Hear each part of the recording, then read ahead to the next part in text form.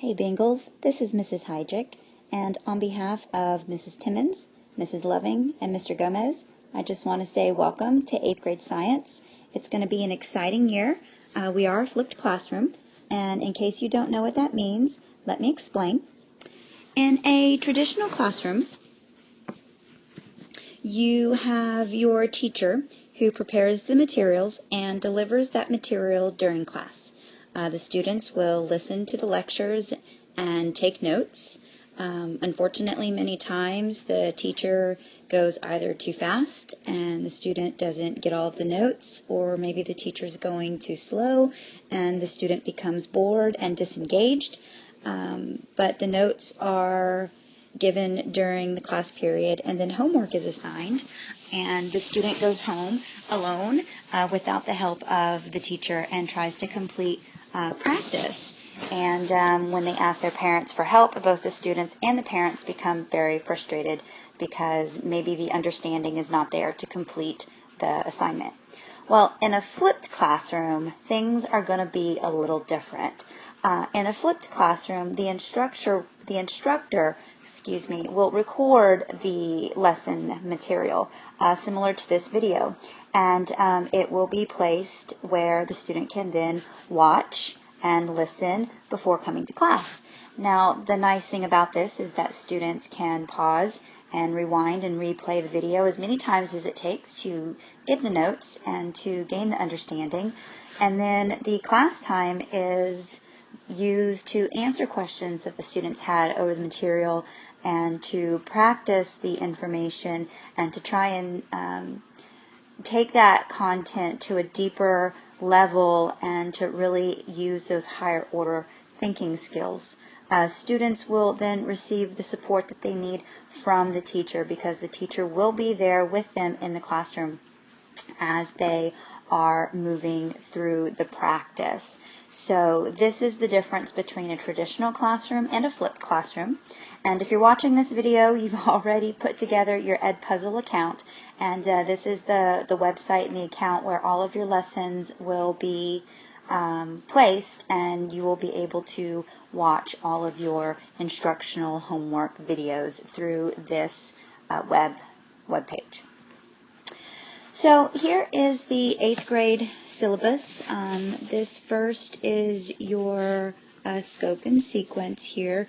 You can see we've got the first semester and the second semester and the approximate number of days that each content will be covered. There is some time in the second semester appropriated for STAR prep and STAR testing, and there's also some time within each semester for final exams. Alright, let's get rid of all of that. Alright, as I'm erasing, let's talk about the supplies that you're going to need. For this class, you are going to need a composition book, a 100-page composition book with a bradded folder that has pockets, a grading pen, as you will be doing lots of grading of your own assignments during the class period, also some paper and a tape.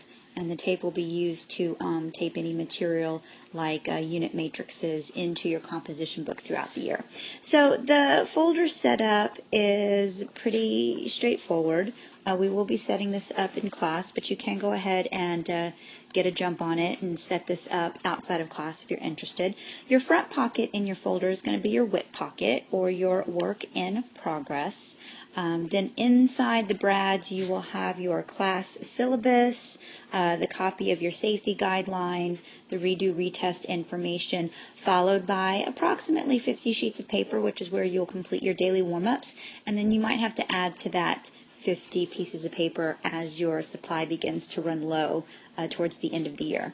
The back pocket is where you will keep all of your graded assignments, your feedback assignments, your daily assignments, your assessments, and whatnot. And then the composition book, which will be separate from your folder, is where you will keep your unit matrices and do all of your WIXs. WIXs are what we call notes. The W stands for what and when. The Q is questions, and the S is summary. and this will be the format that you take all of your notes as you're watching the videos. You will write down what the objective is, I'm sorry, that's where, not when, where you watched your video. You will answer the essential questions and also write down any questions that you might have as you progress through the video that you can ask the teacher the next day in class. And then you will be required to put together a summary of the materials in the video, all of the information that you learned. You'll have to spend a few minutes and write 3 to 4 sentences putting all of that information into your own words. So you're really going to have to process through that for the summary. You'll need to bring your materials with you every day to class. So we are a flipped classroom. Instructional videos will be provided for students to watch as homework. You will probably be given an instructional video once, maybe twice in a week, but it's usually about once a week. And all of the worksheets and assignments will be done in class. You are expected to watch the videos and take the necessary notes and bring any of your questions in to be answered during the Q&A. That's going to happen at the beginning of each class period that comes after a homework video. This will be the only method of instruction delivery. If you do not watch your videos, you will not be successful in science this year. So it is imperative that you watch your videos, and watching this one's a good start. Now, communication is essential in this type of classroom, so we've already requested that you send in a parent email addresses. So just send us an email with any addresses that you would like us to communicate with you through. We will be sending out weekly newsletters called The Twist or This Week in Science, as well as informing you at the end of the week whether or not your child has completed the homework videos required for that week. You will also be encouraged to join our Classroom Celly, and this is where we're going to be sending out alerts, reminders to do your homework and things like that. So there's a lot of communication that's going to occur between student and teacher and parent. We do look forward to a great flipped classroom. Last year was our first year flipping our class. It was very successful, and we look forward to learning from last year and growing with this experience. The type of assignments that you can expect to have this year are feedback assignments. Feedback grades will be given for assignments that are done just for practice. So these grades will be for the purpose of feedback only. These will be recorded by the teacher in the grade book, but it will not be recorded in the electronic grade book. So parents will not have access to these grades, but you can always see these grades in your student folder in that back pocket. We also have daily grades. They account for 25% of our overall average for the grading period. They're going to include things like classwork, your required WICSs, your district benchmark assessments, quizzes, participation, completion, things of that nature. And then we have our assessment grades. These are our lab grades. They account for 35% of each average for the grading period, and any inquiry-based or hands-on assignment can be graded as an assessment. Then we have our major grades, which account for 40% of your average, and they're going to include the major tests, the major projects, and if there's a lab that takes 2 or more days, we might take it as a major grade instead of an assessment grade. So you can expect to receive excuse me, a minimum of 2 majors, 2 to 4 assessments, and 6 to 8 daily grades each grading period. Additional grades might be taken in some 6 weeks depending upon the curriculum that's taught. Now, grades of a 1 will be entered into the grade book as a placeholder indicating an assignment that is NTY or not there yet. So if a student fails an assignment, we're not going to put in a 50 because that tells the student that they're done. They received a grade of a 50 and they can move on. Unfortunately, failing grades are not going to be acceptable this year. And so if a student fails an assignment, there will be a 1 placed in the grade book telling you, the parent, that they are in the process of redoing that assignment. And as soon as the redo is complete, the 1 will be replaced with whatever grade they earn on that assignment. If you have any questions on that, please feel free to email me. It is a little bit different than what you might be used to, but this year our goal really is student success. And so if a student does not pass an assignment, a redo is going to be required, and I'll talk a little bit more about that in just a minute. Now, for makeup work, you are responsible for getting your own makeup work either through the teacher's webpage, or you can get that work directly from your teacher in class. And the different teachers will have different processes, so make sure you know what Mrs. Loving, Ms. Timmons, Mr. Gomez, or myself, what the process is for getting your makeup work. So here's our redo retest policy. There will be a redo for all daily assessment or major grades. This will be a requirement for a student who failed the original assignment. They will be optional for anyone who scored a 70 or above. So even if you pass the assignment, you're still eligible for a redo. It's just not required. Assignments, though, must be turned in prior to a redo retest because you cannot redo something that you've never done. They will be available for full credit, and we're going to be going over an information sheet here in just a second. Late work, there will be 10 points deducted for late work up to 5 days. So make sure you turn in your work on time, and if these 5-point deductions result in failing, then you will be required again to redo. Tutorials will be after school from 2:40 to 3:10. I don't have the dates yet on when science will be. Most teachers are available anytime. Most teachers are available anytime, but there are some specific days that will be science related, and we'll let you know what that day is for science.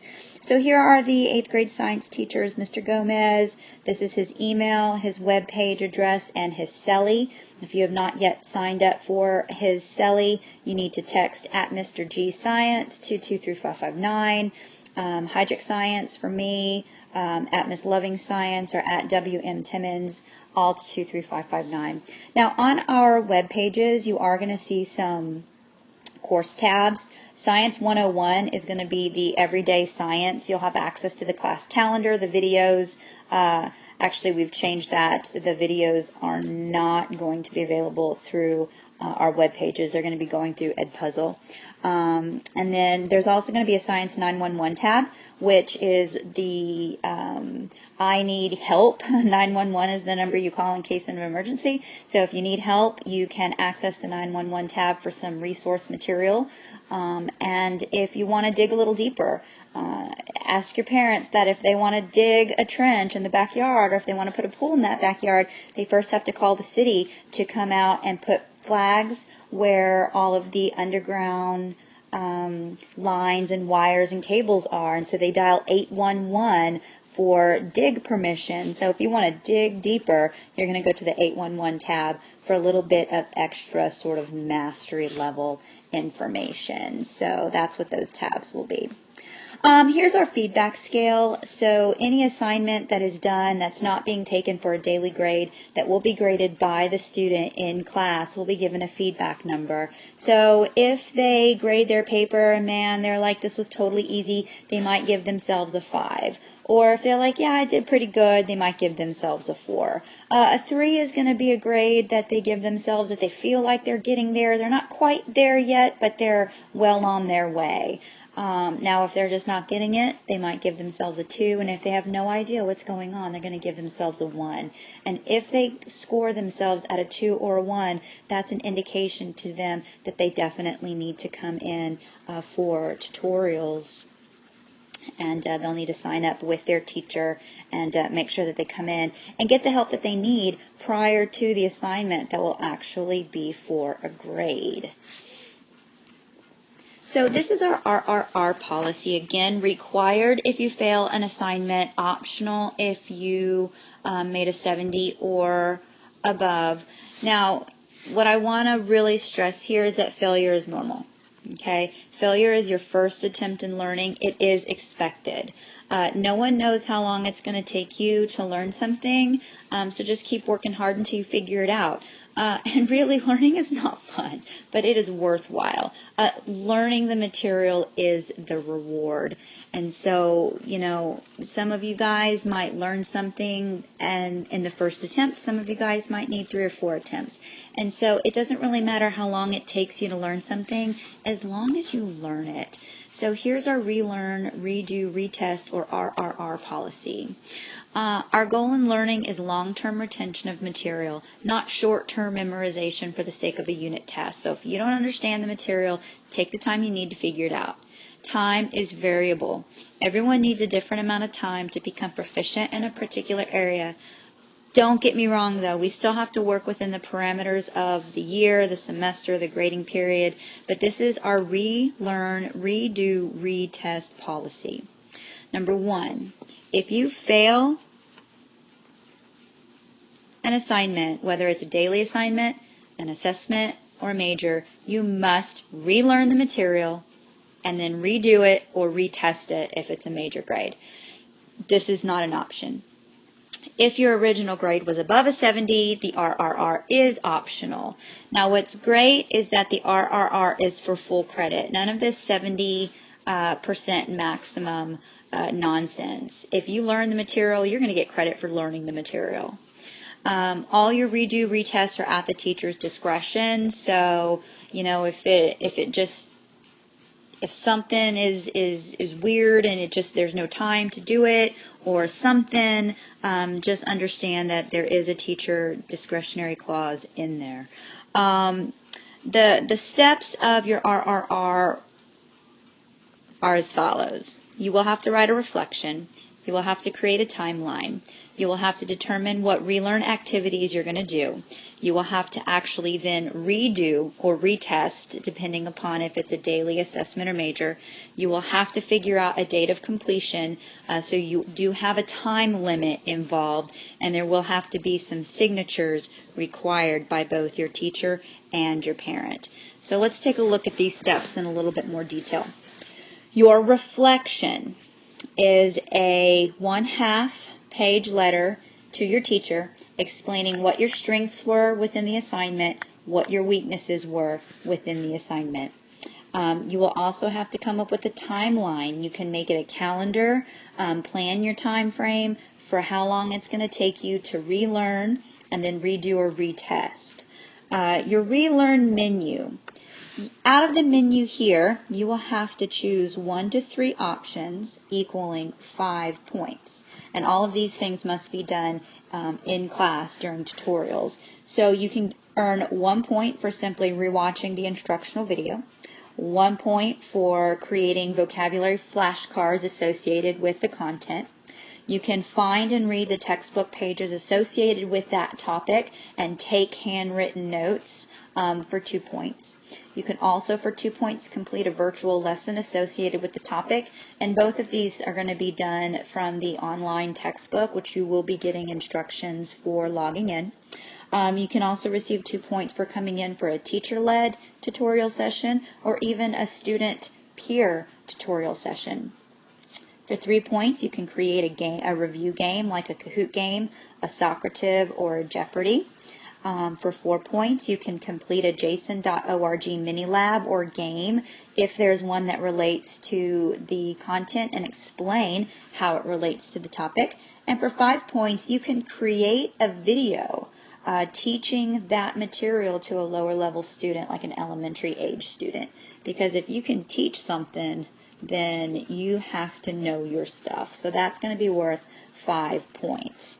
So the first thing you have to do is write your reflection, come up with your timeline, determine what your relearn items will be equaling 5 points, complete those relearn activities, and then you are ready for the redo or the retest. Now here's the menu, which you must choose one depending upon the grading category. So if it's a daily grade, you can simply redo the assignment, or we can create a different representation of the material. You can write a story, you can write a song, you can perform a skit, you can make a cartoon. So if you are really into writing or acting or drawing or anything like that, this would be a good option for you. If it's an assessment that you're having to redo, then you're going to have to create and complete an experiment that demonstrates the lab objective. We can provide the supplies that you need, but you're going to have to come up with your own problem, your own hypothesis, your own experiment. You're going to have to collect your data and then come up with your own analysis of that data. For your major options, you can do an essay using prompts that are teacher provided, or you can take a multiple choice test, which will be different than the original test. So that is your redo or retest. Signatures are also required. You must have your parent sign the original assignment. So you can't fail an assignment one day and then hope to come to tutorials for a redo that afternoon. You must have a parent signature on the original assignment. And once your RRR plan is complete, you have to present it to the teacher for teacher approval, receive a teacher signature, and then you're ready to go. So you have to make your plan, you have to get your parent signature, you have to get your teacher signature, and then you're ready to start coming in for tutorials to complete your relearn and your redo. Now guys, an emergency can't get in the way of your teacher's time with their family. So first of all, don't let a deadline scare you. If it's the end of the unit or the end of the grading period or the end of the semester, know that I can always go back and change a grade after the deadline. So don't worry about that.